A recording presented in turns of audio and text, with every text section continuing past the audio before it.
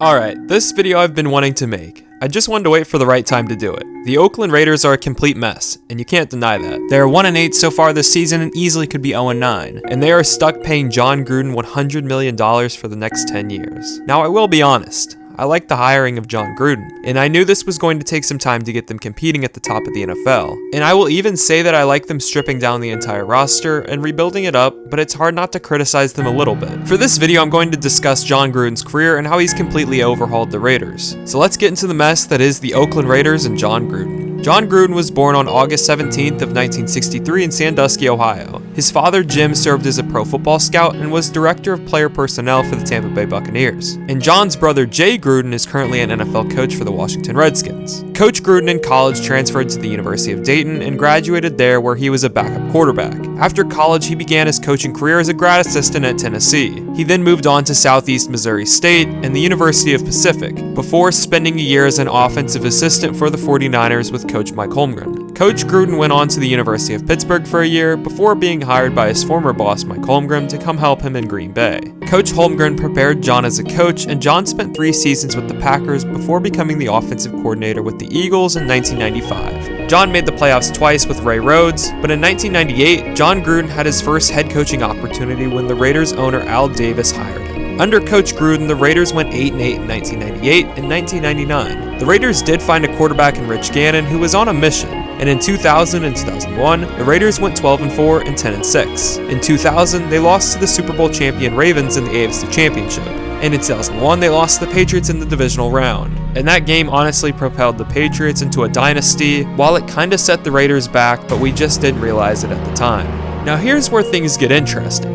Jon Gruden had his contract coming up to end. The Raiders were hard to deal with, and Al Davis was not easy to deal with in negotiations. And after the season ended, the Raiders traded Jon Gruden to the Buccaneers for 2 first-round picks and 2 second-round picks and $8 million in cash. Now, Jon Gruden was the head coach of the Buccaneers, and Bill Callahan was the next head coach in Oakland. The Bucs had a good roster, and they fired Tony Dungy, who had done a good job, but the Bucs couldn't find a replacement, and fans were questioning their decisions. But trading for Jon Gruden was the best move the franchise ever made. Immediately after arriving in Tampa Bay, Gruden retooled the offense and fixed the passing game. The Bucs finished the 2002 season with a 12-4 record and another #1 defensive ranking. In the playoffs, the Bucs beat the 49ers and Eagles before matching up with Coach Gruden's former team in the Super Bowl. Coach Gruden beat his former team 48-21 in a blowout win. But after that Super Bowl win, the Bucs didn't win another playoff game in Gruden's tenure, and he was fired in January of 2009. There were skeptics in Gruden's coaching career. Did he only win that Super Bowl thanks to Tony Dungy's roster that he put together? You could argue that. But the Raiders made the Super Bowl, and that was the roster Gruden put together. So he coached 2 Super Bowl caliber franchises in 2 years. Now after he stopped coaching, Gruden worked at ESPN as a color analyst and worked on Monday Night Football. He did that ever since 2009.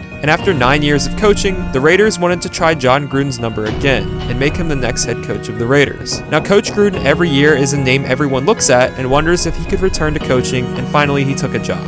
Now this was a different Raiders organization than the one he had coached back in the early 2000s. The team had a new owner in Mark Davis since his father Al had passed away, and the Raiders were only going to be playing in Oakland for so much longer before moving to Las Vegas. This was a move the franchise wanted to make, and I also wanted to mention that Mark Davis was willing to do what his father wouldn't, give Jon Gruden a huge contract. Because Jon Gruden was given a 10-year, $100 million contract, which includes a no-trade clause, and it's one of the biggest deals in league history. Now the Raiders have not made the playoffs since their Super Bowl appearance in 2002.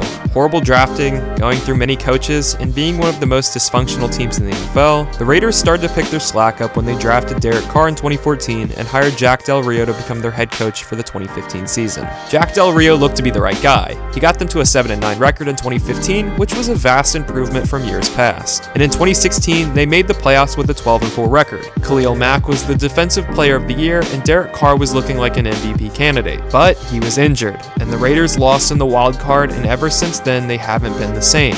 In 2017, they went 6-10, and everything looked lost. After the year, they fired Jack Del Rio, and obviously they hired Jon Gruden. And this year, they were expected to compete at the top of the NFL, even if you disagree with that statement, and the Raiders have been anything but competitive. So let's talk about that, and it all starts with Jon Gruden. The problem with Jon Gruden is not him being a good coach. The problem is he's not a great talent evaluator. He's the general manager of the team, even though Reggie McKenzie is the guy with the title. The Raiders do not have a franchise quarterback in Derek Carr, and they should consider moving him to another team. The key to leadership is to bring people around you that make up for things that you are not good at, and Jon Gruden has failed because he is literally trying to do it all by himself, and it will never get fixed if he keeps doing it that way. Jon is not a great talent evaluator, like I said. He's very hot and cold at times, and he really is a reactionary talent evaluator, constantly falling in love and breaking up with his players. That's why he no longer needs to hold GM responsibilities. Pete Carroll and Bill Belichick hold GM responsibilities because they can evaluate talent and are often getting guys that work.